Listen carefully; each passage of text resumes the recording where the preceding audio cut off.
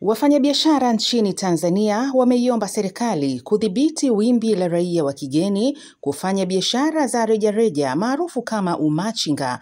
Badala yake wameshauri raia hao wa kigeni wapewe leseni za uanzishwaji wa viwanda ili viweze kuzalisha bidhaa hizo hapa nchini.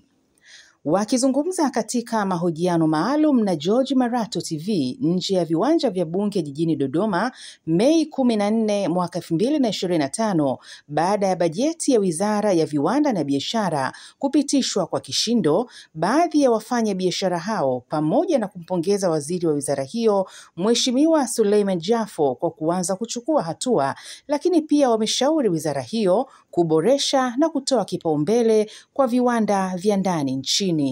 Lakini baada ya kumsikiliza Mheshimiwa Waziri tulikaa kimya sana, tulikuwa tunamsikiliza kwa makini kwa sababu kuna mambo ambayo tulishasuggest, na uzuri katibu mkuu wa wizara hii ni katibu ambaye anafikika. Kwa hiyo tumeshamwambia mambo mengi ambayo tulikuwa tunatamani kuyasikia kwenye bajeti ya mwaka ambao huu unafuata, na kusema ukweli mimi binafsi nimesikia zaidi ya 80%. Sasa unapokuwa na bajeti ambayo ina zaidi ya 80% imeweza kusema na kutoa vision yao kuhusiana na yale ambayo wafanyabiashara wanataka kuyasikia, nadhani sasa biashara zetu zinaendelea kwenda kuwa salama. Tumekuwa tukiumia muda mrefu sana na wafanyabiashara wageni kwa sababu unajua hizi biashara tunafanya hizi vitu zinakuwa kwao na kwetu, zina reciprocate. Sisi tunakwenda China na wale wa China wanakuja kwetu huku. Sisi tunakwenda Indonesia, wa Indonesia wanakuja kwetu huku. Lakini leo uruhusiwi kwenda kufanya biashara rejareja kule kama biashara hiyo haihusiki kuwasaidia au kuwahudumia watu wako walioko pale. Kwa mfano ukiwa China unaweza kufanya biashara ya restaurant ya Kitanzania kwa sababu wewe una utaalamu na chakula cha Kitanzania, Swahili food. Na wao wa China hizo biashara huko wakifanya hata tuwapigie makelele. Kikubwa tulichonacho sisi ni kwamba wao wanapokuja kuwa wamachinga huku Tanzania, wakati na sisi tunaweza kufanya hizo biashara, wao tulitegemea watapewa leseni zaidi za viwanda ili wao waongeze production, watengeneze ajira nyingi na sisi tuweze kupata bidhaa mbalimbali kutoka kwao tu tunazinunua hapa nchini Tanzania. Lakini sasa tumekuja kule tunagombana, tunapambania kuuza tiles, tunapambania kuuza boxer, tunapambana pamoja kuuza viatu. Sasa kitu ambacho sio sahihi. Kama wangetutengenezea viwanda, nadhani unafahamu wafanyabiashara tumelalamika sana kuhusu wao kufanya umachinga na wao kuja kuuza biashara za kuuza na kununua Kariakoo ambazo ni rejareja. Sisi kama wafanyabiashara ambao tunawakilisha sekta binafsi tumeipokea bajeti hii na imewakilishwa katika viwango, na tunaamini yale ambayo wizara imehitaji kuongezewa katika bajeti hii italeta tija na itasaidia kukuza biashara na itakuza sekta binafsi hapa nchini. Kwa mfano kwenye masuala ya viwanda imezungumziwa kwamba inatakiwa viwanda vya ndani viboreshwe na vihakikishe kwamba vinafanya kazi na kuzalisha kwa kiwango kikubwa.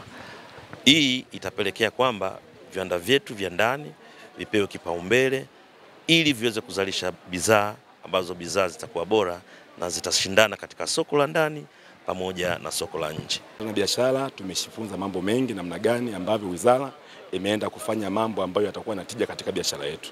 Na zaidi ya yote katika hili tumshukuru sana Mheshimiwa Rais kwa kazi kubwa ya kumteua Waziri Jafo katika kusimamia swala hili na viongozi wengine, lakini pia Mheshimiwa Jafo mwenyewe kwa kazi kubwa anayoifanya.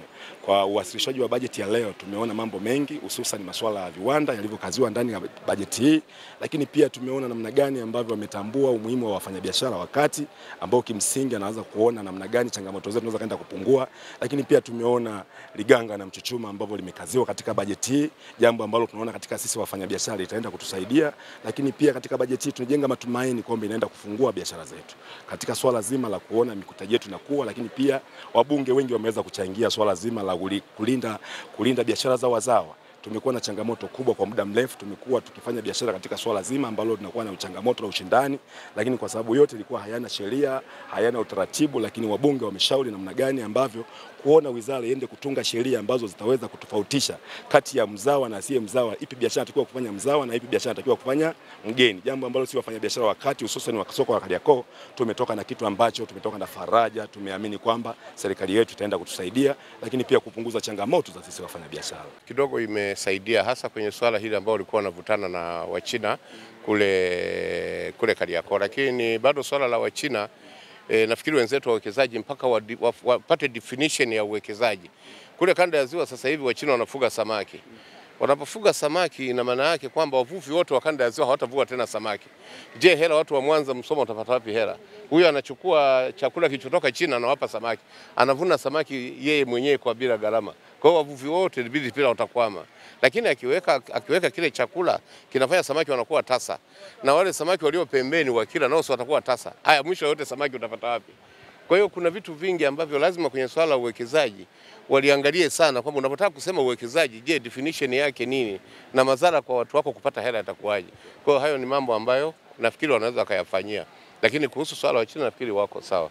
Hata hivyo, mkurugenzi mtendaji wa chama cha wafanyabiashara wenye viwanda na kilimo nchini TCCIA Bwana Oscar Kisanga amewataka wafanyabiashara nchini kujiandaa na soko la Afrika lenye watu zaidi ya bilioni 1.6 kwa kuzalisha bidhaa zenye ubora na viwango. Ndio maana nasisitiza kwamba ni muhimu sana viwanda vya kati, viwanda vya chini na vile vikubwa kuzalisha bidhaa bora ambazo zinaweza kukidhi katika soko hili. Mathalani, kwa mfano nimesema soko hili la Afrika huru lina watu takriban bilioni 1 na milioni 600. You can imagine kama utakuwa unazalisha bidhaa yako bora, let's say unazalisha kifungo au unazalisha mashati yako ya kiwango kikubwa, unaweza ukaliakomodate soko la watu bilioni 1 na milioni 600. You can imagine biashara ambayo utaifanya na utakuwa kwa haraka sana. Kwa hiyo nitoe wito kwa wafanyabiashara wote wa ndani pamoja na nje ya nchi, kwanza waje wengine kuwekeza katika nchi yetu, lakini kwa biashara watu wa ndani wenye viwanda ambao wako kwenye upande wa kilimo, add value kwenye biashara zao ili tuweze kuzalisha na kuakomodate au kushindana katika soko hili la Afrika. Speaker, isiyokongwe haivushi. Napenda kutoa pongezi na shukrani za dhati kwa Mheshimiwa Daktari Philip Isidori Mpango, Makamu wa Rais wa Jamhuri ya Muungano wa Tanzania, Mheshimiwa Kassim Majaliwa Mbunge, Waziri Mkuu wa Jamhuri ya Muungano wa Tanzania, ambaye pia ndiyo kiongozi wa shughuli za serikali bungeni, na Mheshimiwa Daktari Doto Mashaka Biteko, Mbunge, Naibu Waziri Mkuu na Waziri wa Nishati, kwa namna walivyonipatia miongozo na maelekezo mbalimbali ambayo yamekuwa chachu na mali zaidi kwangu katika kufanikisha majukumu yangu. Kama wahenga wanavyosema, elimu bila amali ni kama nta bila hasari. GMTV, Dodoma.